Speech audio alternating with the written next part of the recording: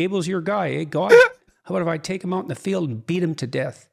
How do you feel about that? This guy right now is reliving 1,000 Vietnams a second in his brain. He looks like there should be, like, so much pain and wisdom behind his eyes, but you know that, like, his rise to fame was because he lied about police taking him away for using the wrong pronouns.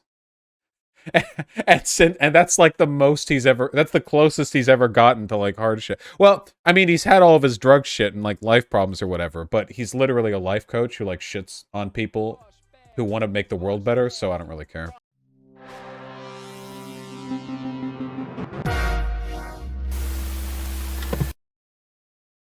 So, Jordan Peterson recently had an interview with Andy Ngo, which you may know as the psychotic Portland-based docs Nazi friend so-and-so,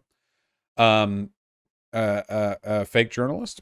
And I saw a clip of this, and Jordan Peterson looks like ass, and I thought it would be funny to look at that. Ah, Artemy agrees. Is he being tortured? Jordan Peterson's constant experience is being tortured by the fact of his own existence. So I was talking to a number of influential Democrats this week about Antifa and about January 6th, okay? And so imagine that an outside observer like a Canadian might look at the United States and think, well, you know, the radical left has Portland and Minneapolis, and that's pretty damn ugly. And then the radical right has January 6th, and that's pretty ugly. And, you know, maybe you could draw some kind of equivalency between the two, and maybe not, but I think you could. If you... Oh, I agree. Maybe not. Yeah, you could, if you were very stupid, draw an equivalency between a protest group that occasionally gets into scuffles and an attempt to kill sitting politicians to enact a coup. You could equivocate those if you were dumb. At least make a reasonable initial case for something like that. January 6th had a lot of symbolic weight, if nothing else, and certainly did frighten people very badly. But when I was talking to these Democrats about Antifa and the riots, you know, their attitude is sort of, well, there's always been riots and race riots in the United States throughout its entire history. So in some sense, it's really nothing out of the ordinary. And besides, Antifa doesn't really exist. And so I'd like you to address, if you would, both of those points. Well, hold on. The first point there is correct. It does seem pretty dumb to equate the concept of rioting with a specific insurrectionary attack on the Capitol, because rioting is a thing that has always happened in all human societies, like forever. It's just a thing that happens. But attacks on the Capitol don't. It's like a very specific thing. Like, the fact that people want to riot is a sign of an unhealthy society. But the fact that people are able to riot is the sign of a healthy one. Does that make any sense? You know, the existence of rioting demonstrates simultaneously a need to address social problems and also enough of a civic spirit to, well, feel very strongly about those problems. In that respect, it's not that rioting is good or beneficial. It's not. It does a lot of real damage and hurts a lot of real innocent people. But you know, I think it's very dumb to equate that and just like any other bad political thing that could happen. Points. And I should point out, too, these were reasonable people making these points. These aren't radical leftists. These are people who are trying hard to pull the Democratic Party towards a moderate center and who are very suspicious of the radical leftists, especially the grip they have on the education system. So they're good faith players and still... And oh, the other thing they said to me was that they believed it was intellectually dishonest to draw a parallel between Portland and Minneapolis and January 6th, making the case that what happened on January 6th was much, much worse, like in a category of its own. And they justified that by referring to the fact that it was a direct assault on the Capitol building, you know, and that there was presidential ambivalence about bringing that to a halt. So that's a rat's nest. So, you know, you want to wade in? Yes, Professor. So I think... Oh, so obviously... Oh, he's still doing the fake British accent? I thought he stopped that. Andy Ngo doesn't actually have a British accent. He started faking one, probably for the same reason that, like, a bunch of people did back when Sargon of Akkad was, like, the big conservative guy on YouTube, right? Like, the British accent. Yeah. It's out of fashion now. I wonder if he's just like keeping with it. Yeah. Anyway, Jordan Peterson comes off as impartial here, but he's obviously not, because he's asking this question to the Nazi-aligned Docs Lord, and literally the guy whose entire career has been about like making shit up about Antifa to justify his support of like far-right groups. So the framing here is pretty much incapable of being unbiased. Let's say for good faith engagement from the left, I completely understand why there would be this perception that Antifa is a myth or doesn't really exist, because that's the propaganda that the public is fed from the legacy media and broadcast and in print, day in and day out. So, and also by like the data. Seriously, guys, Antifa in America is so weak. It is crazy. In Europe, Antifa has more of a backing and a presence, but in the United States, it's literally like there are a few cities where there are a couple dozen people who show up in Black Bloc every once in a while for protests, and like that's it, you know? It like genuinely, Antifa in America are just such a pale, you know, ghost of what anti-fascist organizing used to be, both in this country and in Europe. It's just, it's such a nothing burger, you know? since Trump was elected.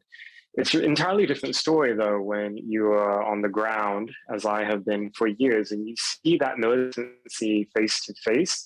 And when you see it, the Jesus Christ, he really can't afford like better internet? What is he? organization or aspect of it is undeniable. That's what initially sparked my curiosity, because in Portland, where I'm from, when the election results in 2016, November, were announced, tens of thousands of people took to the streets.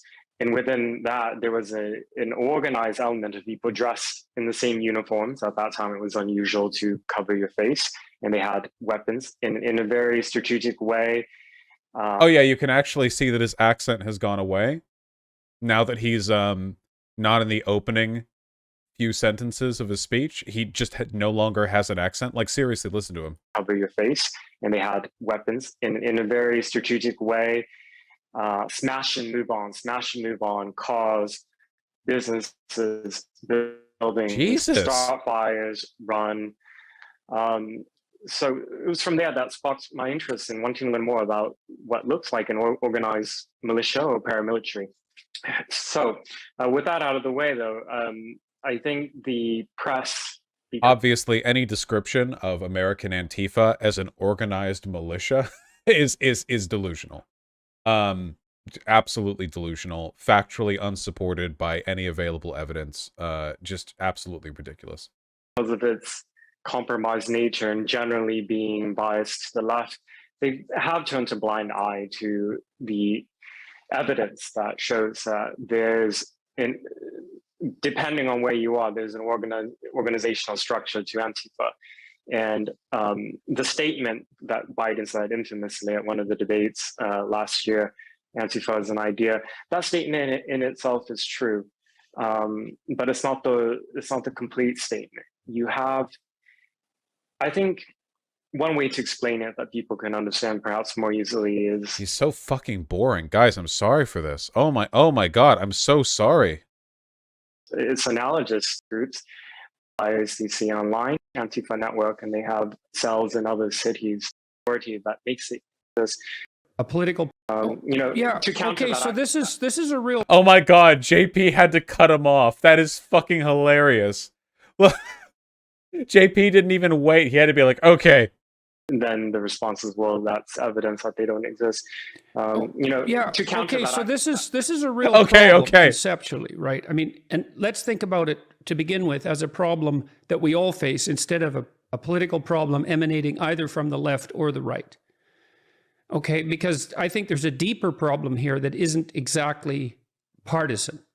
And we'll get into the partisan element of it later. So imagine, first of all, so I assume that the description you gave would be the one that you gave, is that, okay, so what we have here is we have some actual organizations. Let's focus on Rose City Antifa. But it's a radically distributed organization. And we don't even know how radically distributed. And it's almost impossible to identify its core members or even to define what core membership might be. Now, you did point to Rose City Antifa, but if I said, for example, well, how many other Antifa groups are there that have an identifiable organizational strategy that's akin to Rose City Antifa? How many do you have any sense of that? Just a few dozen. There aren't very many, but the thing is, many they close and then they spring up as new ad hoc groups under different names. But it's really this.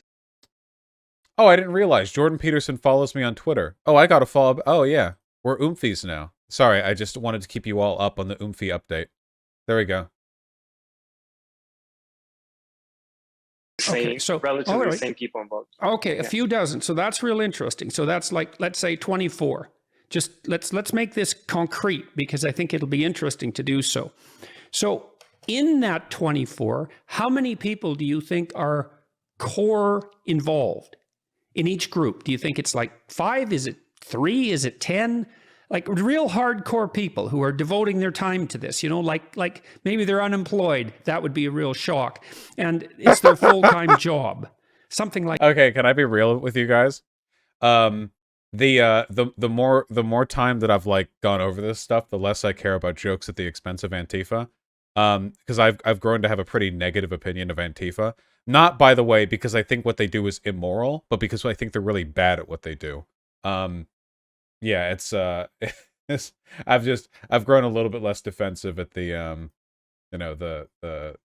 it's not even just an optics thing, man. It's just, yeah, I don't know. There are lots of wonderful people who do like Antifa work, and a lot of what Antifa does is like community building and not just going out and protesting. But I think there are just some bad ideas that have permeated the whole advocacy ring, Like that. How many people?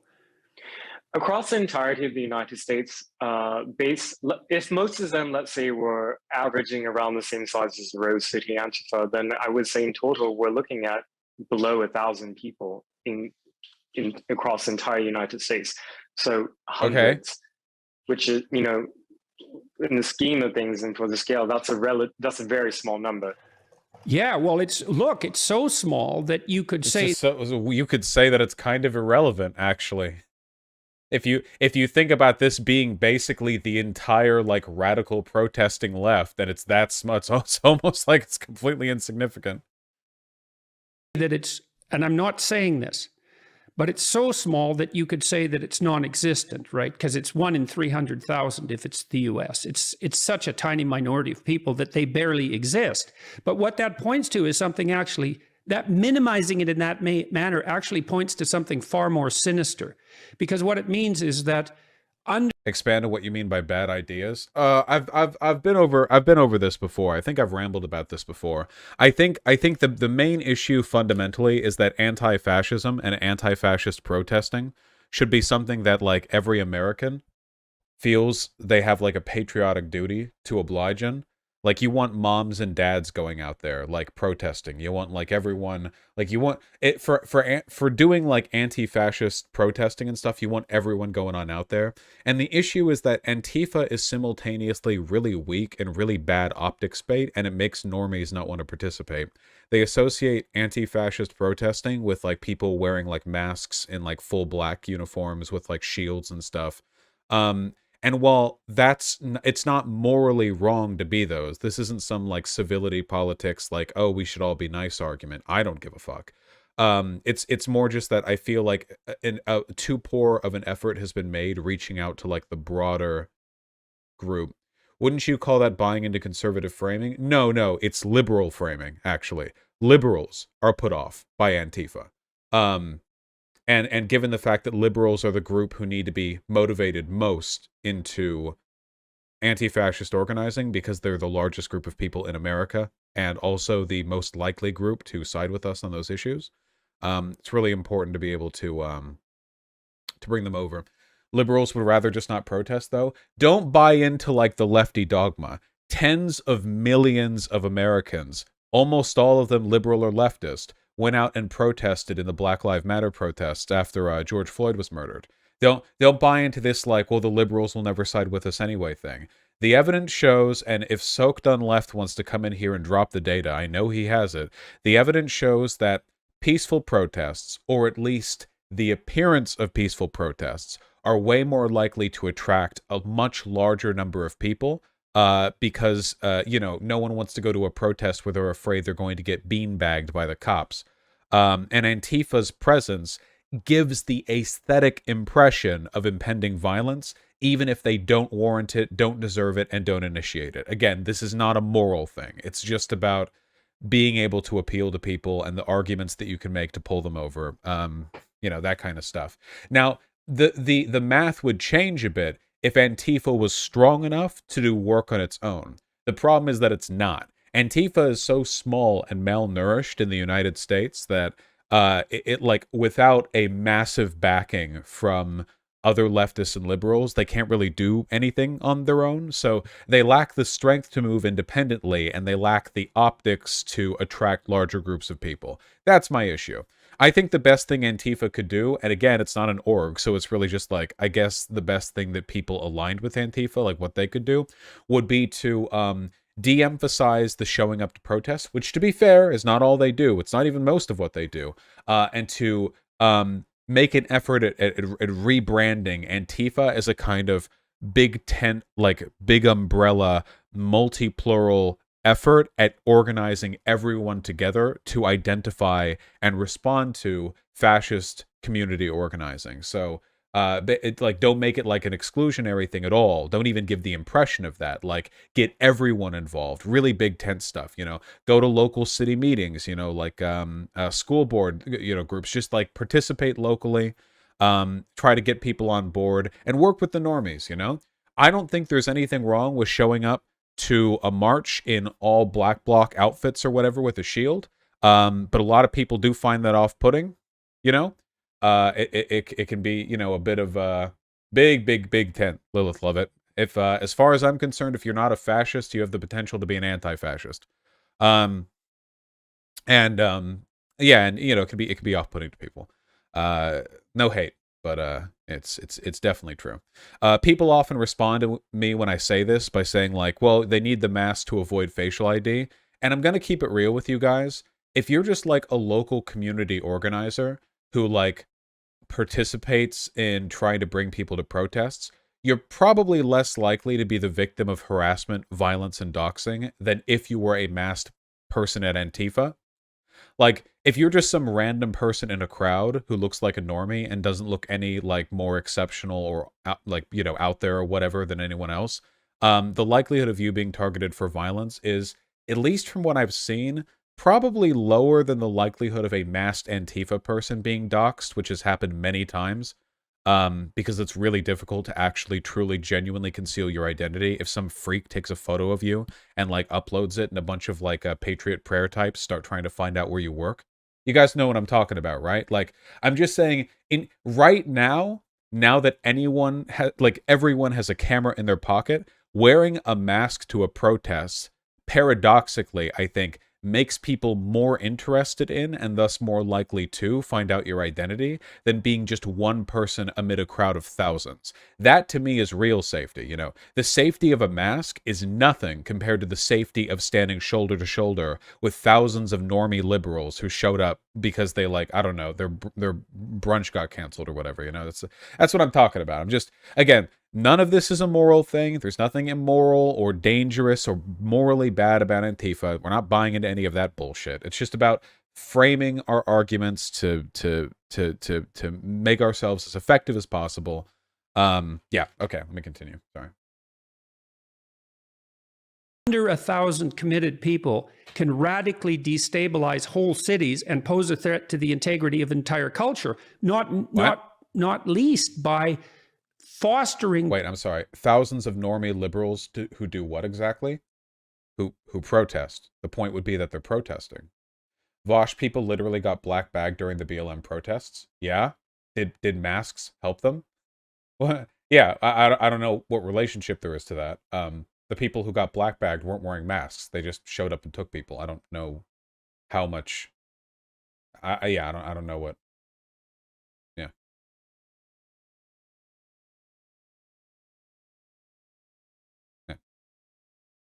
Polarization and the degeneration of the political scheme that comes along with that. You okay? And so that's a real danger for all of us, particularly if it's the case that groups like that can multiply their power by pulling other, semi-attached and maybe not so violent or even extremist people in on the basis of their empathy. Exactly. Concentric circles probably is a good way to explain it. What you asked me, the concrete number. Okay, the rest of this is just listening to Andy No Talk. Okay, I'm really, really sorry. I assumed that this video would be where this clip came from. I'm guessing this is from like their podcast or like another, like this was cut from something larger, but this is what I was getting at here. Based on your knowledge, your background, your clinical experience, what is the psychology of this mob violence? When I see it, I don't even recognize some of these. They seem animalistic, is what I mean. No, they're worse than animals. They're worse than animals because animals, they just kill to eat, Human beings, they have a twist in them that makes them far worse than animals when they really get going. Well, I think you really want to know what I think? I just want to say, one of the reasons I find Jordan Peterson very entertaining is that the way he talks and acts, like juxtaposed to who he is as a person, he gives me the impression of a guy who got lost in like a mega mall or maybe a Costco for a couple of hours, and you find him like surviving by like hiding in the top rows of the racks, like trying to scavenge food by like lassoing people's like pizza slices up from their plates, and he's just like up there like a goblin, and it's been like 3 hours. You know what I mean? Like he's so haggard over nothing. They're worse than animals because animals, they just kill to eat, You don't know what it's like out there, man. Human beings, they have a twist in them that makes them far worse than animals when they really get going. Well, I think you really want to know what I think? I think it's revenge against God for the crime of being. That's really what I think. Even Andy doesn't have anything to say. And Cain and Abel. It's like, oh, Abel's your guy, eh? God, how about if I take him out in the field and beat him to death? How do you feel about that? All my sacrifices went unrewarded. Wait.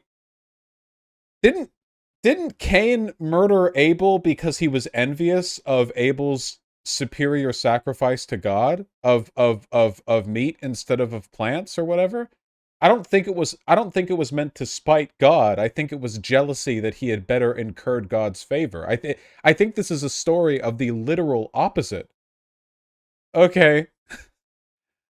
I mean, I'm not even religious, but okay. Yeah. It's like... Yeah, man. Yeah, that's what it is at the bottom of the hell of things.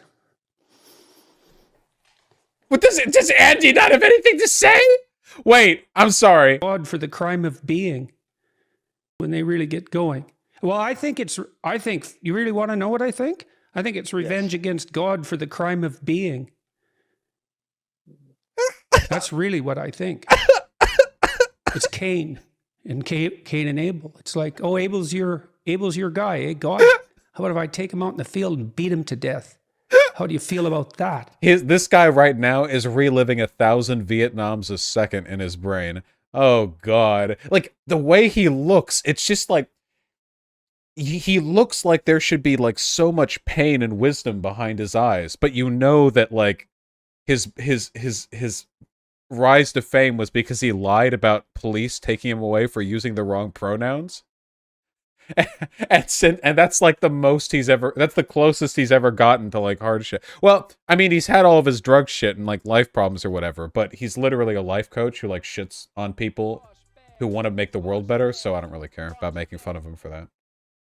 All my sacrifices went unrewarded. Jordan Peterson when he waits for 3 hours in the IKEA before realizing that the rest of his family already left, thinking that he had left without them. Yeah, it's like, Yeah, that's what it is at the bottom of the hell of things.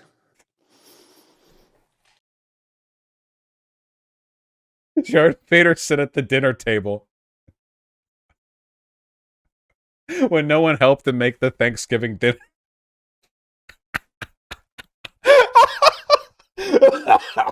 Oh, God. I'm sorry. It's oh, God. I'm sorry. I'm gonna fucking throw up. I'm so, oh, God.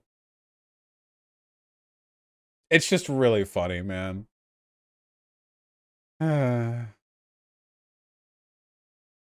His family has a history of depression. Does his family have a history of making stupid fucking religious allegories?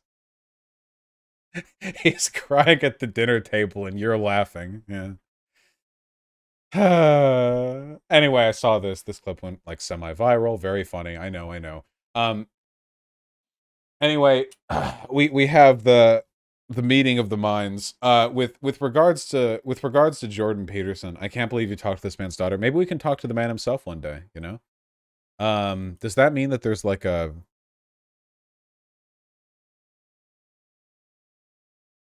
scary Antifa story from the Portland riots? Oh, this is the bigger thing. Oh, okay. I clicked the wrong one. I had the page open, but I bet you the clip is from the end of this conversation. It has to be, right? Because like, oh God. Wait, what the fuck is happening? Wait, why does he look evil now? What is it gets darker throughout? Okay. And this is the danger we're facing, right? With this in all these activist groups. I've had people like that at my come and protest against me. I can kind of spot them because I have some clinical training. I can tell the guys. It's almost always men, and they're almost always there to prey on unsuspecting women by being their ideological affiliates. And those Antifa? damn guys, man, the worse it goes, the happier they are. What? Watch out for the guys who show up to the Antifa meetings. You know, they're just there for pussy. I mean, maybe. I don't know. If that's the case, that's not just an Antifa thing, though, right? That's like maybe like a broad thing. I have to know when does he go sicko mode? You can tell from like the background level of light. So it would have been like pretty early on, actually.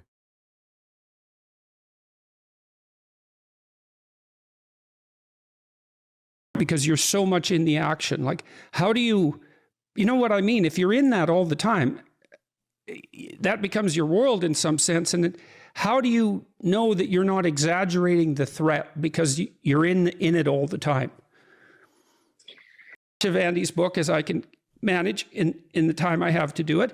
I'm going to do my background research to the degree that I can. Then I'm going to ask him a bunch of questions about. Here, I want to see the end, since he looks evil. She's busy. Like, such people are busy, right? They are scheduled to the second, like 18 hours a day. So they're busy and things can get by them. So you say, well, yeah, but she was a prosecutor. And so she knows this sort of thing. She could have done her homework right then. And to go into that situation and say specifically that she was proud of this guy, it was like, no, that's not excusable because you had the expertise to know. And you could have taken the time to investigate who you were going to congratulate. And did you... Fuck are we talking about? That they think that doing that was justified. They've told them a story to justify that particular action. It's like, anybody who thinks someone like that is their friend better start thinking about what they mean by friend. So what's the consequence for you? Like, you're still doing this. How come? I just realized I don't think I've ever seen a person whose brow skin doesn't follow their eyebrow. Like, see? Like, his face is doing like the inward turned like expression, but his eyebrows are holding true, right? Like pretty much parallel. Like, look at that. That's crazy. Look at them move. And so what's the consequence for you? Like, you're still doing this. How come? That's crazy. Huh. 2750 is the bit. Your guy, eh? God, how about if I take him out in the field and beat him to death? Yep, How that's do you it. feel about that? All my sacrifices went unrewarded. Literally, like, this is...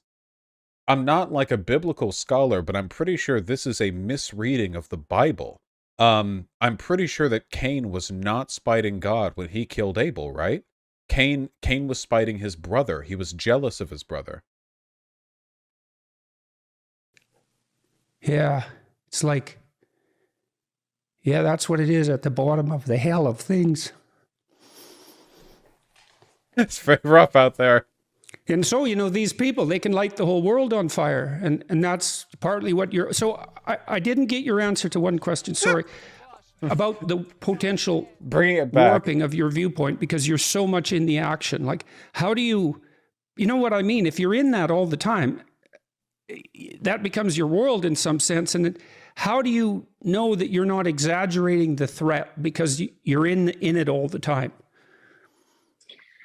Because He's such a unique guy, right? Because, like, anybody else like Jordan Peterson, he would be grifting. I don't think that Jordan Peterson grifts. To my memory, I don't recall at any point looking at him and thinking Jordan Peterson is deliberately and knowingly lying for personal gain.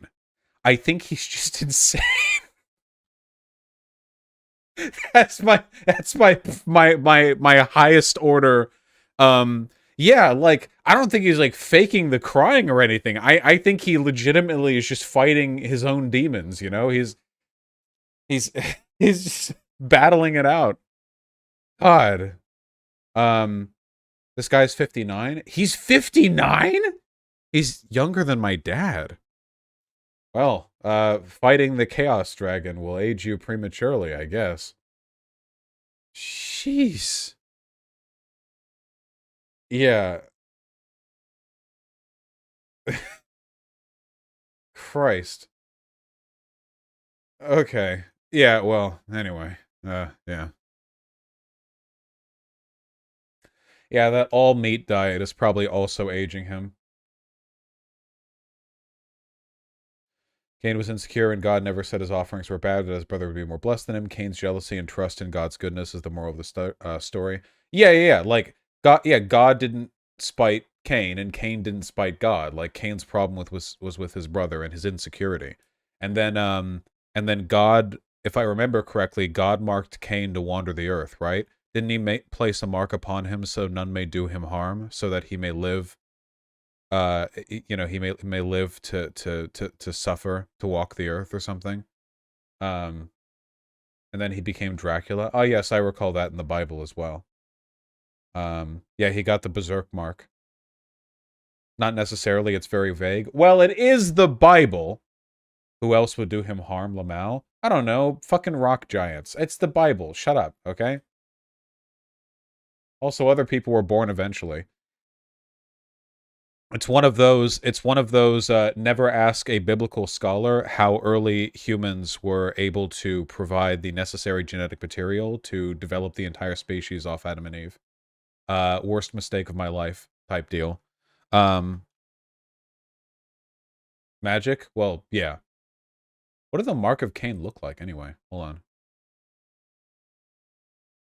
I don't think it's described in the Bible.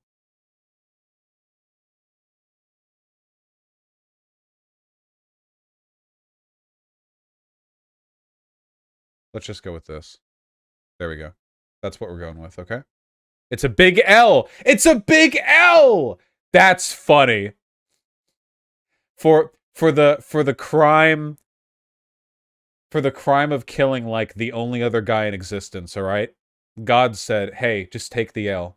And then he made him take the L because it was God, so he could basically do whatever he wanted.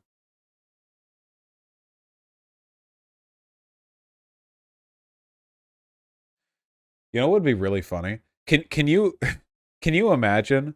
Okay, you know how, like, Marvel and and just a bunch of media properties have, like, carved up and narrativized the old polytheistic mythologies, you know? Like we have a Marvel Asgard, and it's like, wow, dude, it's like a big city that's in space and there are people there and they have a rainbow. It's like, you know what, it's like whatever, okay. Like basically bleeding all the real mythology out of it and just turning it into like, yeah, you guys know what I mean. And that's happened in a bunch of directions. And I have to say, like, can you imagine if the apostles of Christ had the like imagination and I guess narrative biases of modern Marvel writers?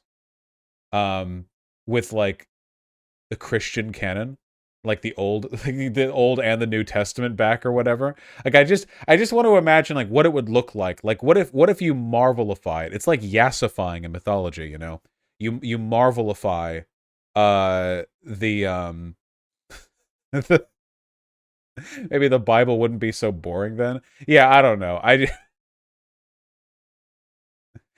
I want to see this. They should just make Jesus Christ like a Marvel character, you know, like as one of the Avengers or whatever, one of the new Avengers, and then they do like after they set them up. Okay, what you can imagine is that there's the next Avengers movie, and then there's like a villain they can't defeat. I don't know, it's like Galactus or some shit, okay?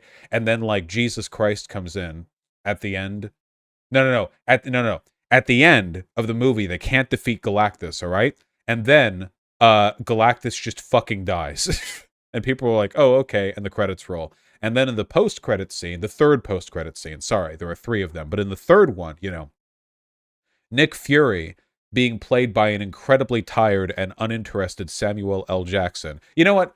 Fuck it. It's 3D. Samuel didn't even show up. They literally just CG'd the guy in. He's just sitting there in a chair. The room is dark anyway. Nobody can tell the difference, you know. They got him to do some voice lines over the phone, whatever. Hey, Shu. And then, you know, he's like, "Thank you so much for defeating Galactus." And then the camera pans and it's Jesus Christ, you know, and the theater loses its mind. And then the next movie is like the backstory of Jesus, and they do to Jesus Christ what they did to Thor, where they take some of the basic ideas and then they just yassify the entire thing.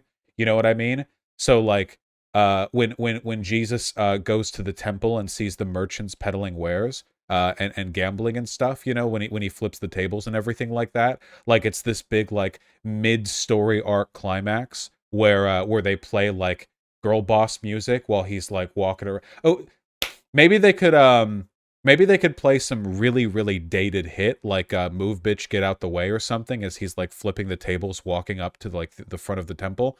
I feel like we've got really really good I feel like we've got good energy here, you know? And it can be full of references. I want it to be as full of references to that time, to Judea, you know, to like that time period, as like the Disney Hercules movie. You know what I mean? With all the anachronisms too. Like they should have like a Judea McDonald's, basically. Like you know, like just like an XP, basically. And they can all South Park did it. Well, South Park's done just about everything edgy, so we can that's, you know, that's fine. And they roll out with it, and it'd be pretty good, I think. Oh, and they should retcon some stuff too, okay? Like Jesus never actually died at the cross, because he actually had a sultry love interest with big tits, and a progressive female haircut, like an undercut with a side swoop, in Judea 2,000 years ago. And you know, and actually like they did some body double shit. Yeah, dyed hair, you know, like in a septum ring. And they did some body double, like, you know, he gets stabbed in the ribs by the Roman, he gets crucified, but then he gets helped down, and they put another guy up there who looks like him, and it's like the buddy that Jesus made before, who was like a homeless guy, and the homeless guy's like, "I'll take this one for you, Christ," and Jesus is like, "That you're right, you should die instead of me." They fist bump, and he goes up there, and they like redo the injuries on him, and he's like a bearded dude with like long hair, so whatever. And then they spend 3 days like with sultry lovemaking, and that's like 20 minutes of the movie, and it's all PG-13 cut, so there's not even any like hardcore sex or whatever, but it's also incredibly gratuitous and extremely blasphemous. And then after 3 days, he, you know, he emerges from the cave or whatever, fucking biblical theology. and then he has his chat with God, because the whole dying for your sins thing, like he has to have the talk with God. And God looks exactly like Odin from Marvel. In fact, it's literally the same actor. It's literally just the same actor. And they've just swapped out his like clothing. just say Anthony Hopkins. Just don't say it's Odin.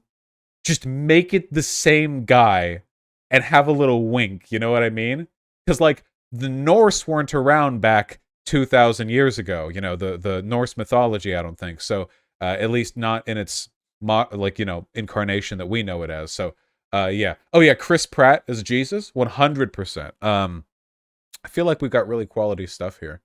Oh, the love interest should be Magdalene, right? The whore whose feet he washed. That was the she was the one whose feet he washed, right? Or was that a different one?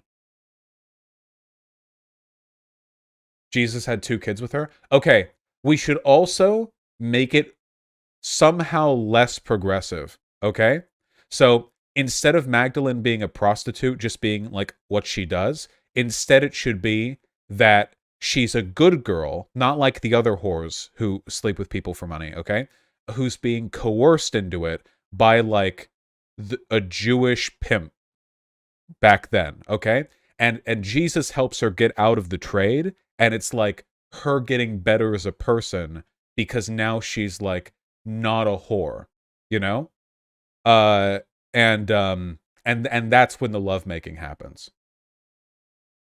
I think this would be a bop, honestly. I feel like this would be so like Pretty Woman? Sure. Oh, sorry, I almost forgot. Everyone should be white. Everyone should be white, except when the Roman soldiers come, some of them should be people of color, and that'll be the diversity.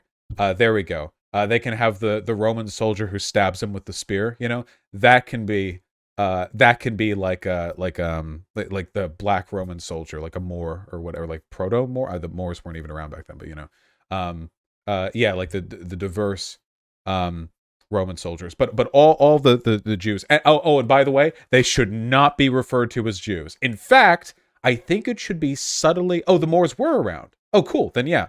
In fact, I think it should be subtly implied that the Jews are Christian, without being explicitly stated, and you could have like all these fun anachronisms where people will say like, "Oh, Christ," and then Jesus will be like, "You mean me?" And then they'll be like, "No, just like, I'm just surprised." And then it's like there could be like a badum tish, because it's like they don't say that yet. Womp womp. Yeah. Yeah, I think that'd be the Jews all wear crosses.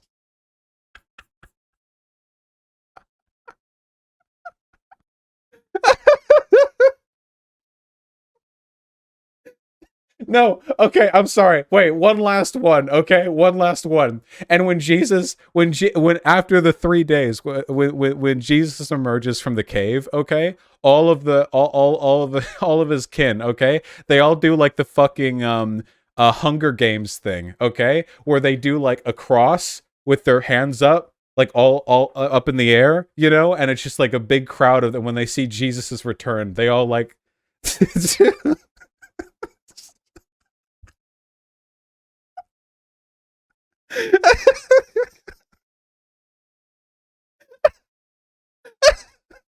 and it's very important.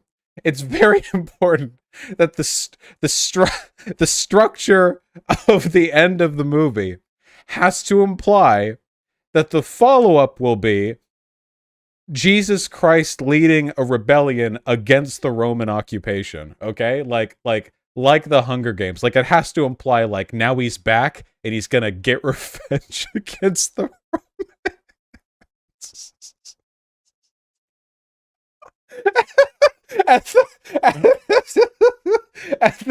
The follow-throughs on that would legitimately be, and I'm not kidding here, the sickest cape shit in all of human history, because it would be like Jesus as a general leading Judea against the Roman occupation, and he would have like god powers, you know? Like he would be like standing atop a mountain and like swooping his hand, and like a lightning crash would just like cut through an entire like phalanx of Roman soldiers or whatever, or like meteors and shit, you know? It would be like the Prince of Egypt if Moses was incredibly spiteful and and God did everything he asked. It would be phenomenal. And is there a supervillain? I don't know. Who was the Roman emperor at the time? Okay, give him an eye patch, and then make him make a deal with Satan. Yes, obviously, clearly, obviously. Tiberius. It'd be Tiberius. Uh, um, Judas. No, Judas has to be the guy. Judas has to be the guy who replaces Jesus on the cross. It'll be like Captain America Civil War, not a homeless guy or whatever. It has to be Judas. Like the redemption arc where like Judas feels bad, you know, and then like they like switch places and Judas dies on the cross and Jesus lives. That's perfect. Yes. That's perfect. And yeah, Tiberius, Emperor Tiberius can be the big villain, and he can do a deal with Satan. Obviously, right? Like obviously, like if Jesus is wielding the power of God to beat back the Roman armies, then there has to be a scene of like, you know, him like in the dimly lit, like sultry, like Roman imperial fortress, like drinking wine out of some goblet made of platinum and rubies or whatever. And you know, then okay, so here's the question. Do you want to go like full supernatural and Satan is just like a tall white blonde guy with slicked back hair, or do you want to go like full on preacher and he's an 18-foot tall red devil with horns and a pitchfork? I mean, which like element of terrible like trope do we want to both he transforms? That would be fucking funny, okay? It could be like a comedy beat where he has an anger problem, and when he gets angry he goes back to like the horned devil form, but he shows up in a suit, like he's like this blonde dude. He looks like completely anachronistic, right? He looks like a 1980s businessman, and he's trying to wheel and deal Tiberius, and when Tiberius is, you know, acting like a Roman emperor, it says like, "Hey, guards, take him away. He's being like annoying or whatever." He goes Hulk mode, and he just acts like the Hulk. And then when he switches back to his human Lucifer form, he's like, "Sorry about that. I have some anger issues." And then Tiberius could look at the camera and he could go, "You have anger issues. I have an army," and it could be like a reference to. It's like the opposite of the first Avengers movie. And anyway, he does a deal with Satan, and he can shoot fireballs now out of his hands. And then of course he fights Jesus. Um, Lil Nas Satan? No. That would be a good decision, though. That would be good. That would be a good thing. That would be a good idea. We can't do that. Yeah. Why did we get on this? Oh, right, Jordan. The whole time I've been talking about this, I've had Jordan Peterson's judgmental face staring at me from my main monitor. You know, like he's just horrified at the concept.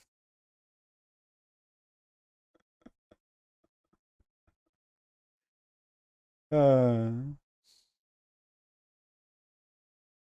it's getting weird champed over here.